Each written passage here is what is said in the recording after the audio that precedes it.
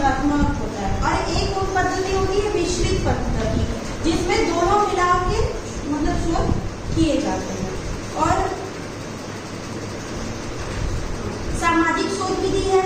सामाजिक शोध विधि में क्या है कि हम समाज में जाके ये जो शोध करता होता है वो समाज के अंदर जाता है। हाँ बताइए। चलो ठीक है, बोलो। रिसर्च मेथोडोलॉजी कहते हैं। इसका उद्देश्य क्या है? समस्या की पहचान करना। रिसर्च मेथोडोलॉजी का मतलब है कि जो समस्या है उसका शोध का चयन करना, एक टॉपिक डिसाइड करना और उसके अंदर लिखने के लिए डेटा एकत्र करना होता है। इसमें 2 प्रकार के डेटा होते हैं, प्राथमिक और द्वितीयक होते हैं। प्राथमिक डाटा क्या होता है बताइए सर? ये किताब पढ़िए मत उसको, अगर बोलिए और पढ़िए ना, पढ़िए ना, बताइए।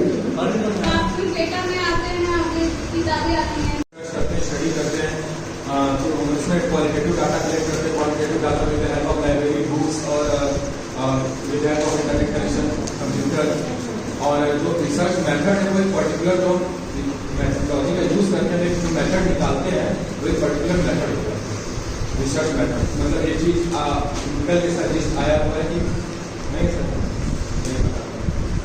वही बता आपका कि नहीं पता था। अच्छा, आप पढ़ के क्या जो पढ़ते हैं वही बताइए। रिसर्च के क्या बना हुआ है तो हमें डॉक्टरल और क्लिनिकल रिसर्च कैसे की जाती है? इसके बारे में रिसर्च एक डिजाइन है ना, रिसर्च को पर्सन तो है नहीं, रिसर्च एक डिजाइन है, उसका एक्सटर्नल और इंटरनल हेडिंग्स होते हैं। तो इंटरनल हेडिंग्स और एक्सटर्नल हेडिंग्स को कैसे आप असेंबल्ड करते हैं? डॉक्टरल रिसर्च करने के लिए आपको कौन कौन से टूल्स टॉपिक यूज करते हैं? जैसे भारत में आपको सुनाई दे रहा है कि नहीं? बंद रहा है बोल रहे हैं। भारत में 1 जुलाई 2024 से लागू सुनाई दे रहा है ना? सुनाई दे रहा है और साक्षर अधिनियम सुनते रहिए क्या बोल रहा है। पुराने नियम को समाप्त करके एक प्रबंधित ढांचा तैयार किया गया है, जिसको हम लोग उसके प्रभाव या उसका तुलना आपको लिखने में प्रॉब्लम है? एक क्वेश्चन आप लिखे हैं कि विधि शोध से आप क्या समझते हैं, इसके प्रकारों की व्याख्या कीजिए 3 पन्ने में, 3 पेज में।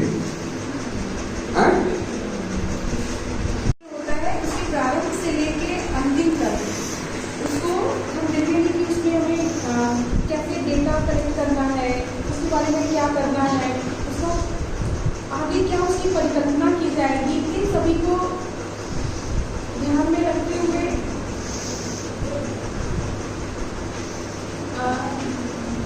अच्छा, ये क्वेश्चन कहाँ से लिखी हुई है सर? जो लिखी हुई है तो मतलब क्या करते कहाँ से देख के लिखी हुई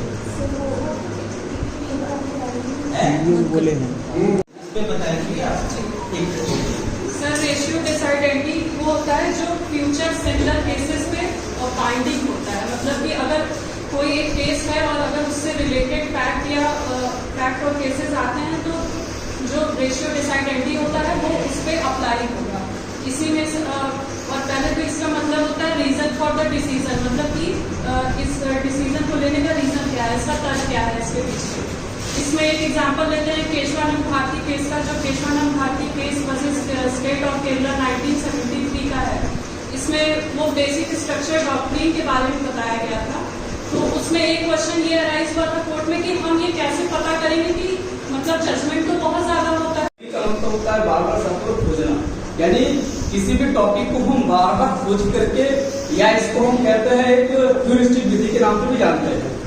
और जहाँ तक अभी सभी लोगों ने कुछ अपने शब्दों में कहा है बोला, तो एक्चुअली है क्या कि रिसर्च का मतलब है कि किसी टॉपिक को हमने ले लिया, बार बार उसकी सर्च किया।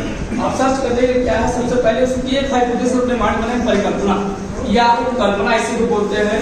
इसका मतलब है कि हम कोई टॉपिक लिए, उसमें उसका जैसे सामाजिक स्तर पर देखा जाए, जो समाज में घटना घट रही है तो उस पर हम लोग एक लीगल रिसर्च करते हैं। लीगल रिसर्च करने तो उसमें 2 टॉपिक, एक सैद्धांतिक होता है, एक असैद्धांतिक होता है।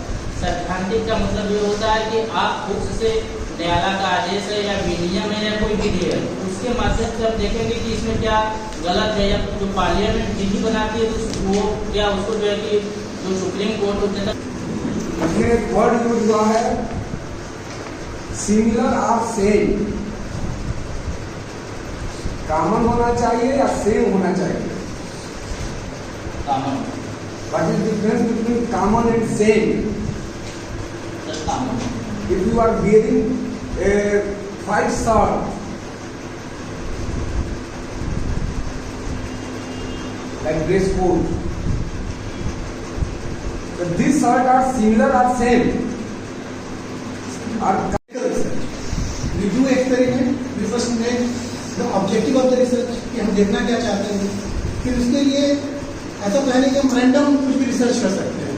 First we make a hypothesis कि ये हो सकता है, and then by doing experiment we try to prove और disprove the hypothesis, and then ultimately we write the conclusion.